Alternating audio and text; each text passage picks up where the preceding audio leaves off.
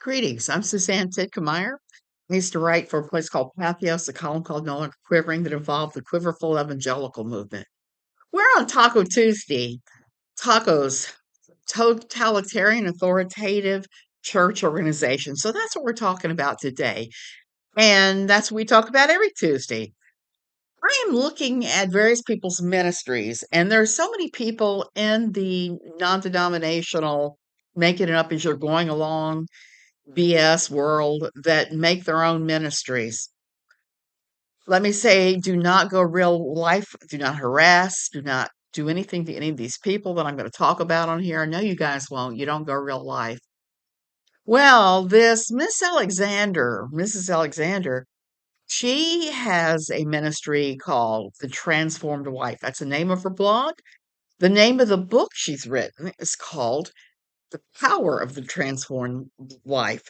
And her entire shtick, and I used to write about her all the time for No Longer Quivering, was the most extreme versions of female submission. The kind of male dominated female submission that in many ways undermines men and makes their life more miserable and more difficult. But that's not what I want to talk about today. She posted something this week that I've been watching people fighting over online, and I thought it was actually kind of brilliant in its own way. And everybody kept saying, "Oh, there's no way, there's no way, there's no way." Yeah, there's way. I mean, I had to look up and see if it was even possible that she saw this ban. Here's what Lori posted, and we're going to talk about why this is ridiculous. My boyfriend in high school took me to a Black Sabbath concert. I hated it. It was dark, loud. Everyone seemed to be worshiping the men on the stage with their hands lifted up to them. I was thinking to myself, they should be worshiping Jesus, not these men. I gotta interject.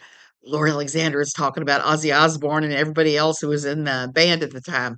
I don't know if Randy Rhoads was there or not at that time. I have to laugh though, because so many people are saying that this is not even possible. There's no way Lori went to a Black Sabbath concert. Look, I'm having just as hard a time as you picturing Lori at one of these things. But to give Lori credit, in 1972, Black Sabbath did play San Diego. I looked it up today. And Black Sabbath has been around as a band since like the 60s and toured the US starting in 1970 on through many personnel changes, Ozzy being the main one that stayed with the band. So it's entirely possible that Lori did go see Ozzy Osbourne in 1972 when he played her town. She would have been in high school then, even if I just can't imagine. I've just been laughing ever since I saw this thing. But that's not the worst of it. She follows it up with this. I saw a clip of Taylor Swift's concert. He was dressed immodestly and moving provocatively around this high stage. Everyone has their hands raised to her as if worshiping her. It's sickening. And then she says this. Jesus Christ is the only one worthy of our worship. Worship him alone. Get rid of all the idols in your life. They had nothing good to your life. Well, Lori, I think we would probably disagree on what an actual idol is in people's lives. First of all, don't ever, ever, ever, ever, ever criticize Taylor Swift online. The Swifties will come for you. The Swifties will swiftly come for you and take you out. And I gotta admit, Taylor is a powerhouse. I like some of her songs, but I would never be up there raising my hands, but neither would I do that for Ozzy Osbourne too. Everybody chooses what they do on that stuff. But it just makes me laugh that she thinks they're worshiping them. I don't think there's much worship involved in it. There might be with some of the younger people and Taylor Swift kind of idolizing of her. But here's the thing about idols. Idols can be things like pride. You can be proud of your pride. You can think your way is the only way, and that is your idol and your stumbling block. Lori, you can think that you have the only way to do things instead of recognizing that there's a zillion trillion ways to do things. But that's not the thing I wanted to talk about with fundamentalist churches and evangelical churches. They like to take their ministries or their church or whatever, cobble it together with, say, Taylor Swift, Black Sabbath, whatever, and use that one cultural touch point that people outside of their church may have heard about to lecture everybody about what they're doing wrong. They use that one thing, and even if they don't know much about that one thing, I don't think Lori knows much about Taylor Swift, except that Taylor Swift runs around pantsless in her outfit sometimes. But I don't get Lori's outrage because Lori's herself has been photographed wearing shorts, but excuses it by saying, "My husband told me to do it." Not a very good reason. Either you buy the modesty thing or you don't buy the modesty thing. And either way, you don't do this. You don't throw rocks at other people. You just go, "Oh my," and you stop looking. That's the thing you do. You don't throw rocks at somebody else for dressing in a way that doesn't meet your personal ideas about what modesty is. And you surely don't use poor Taylor Swift to enforce that. And it's just ridiculous that she would even go there with this.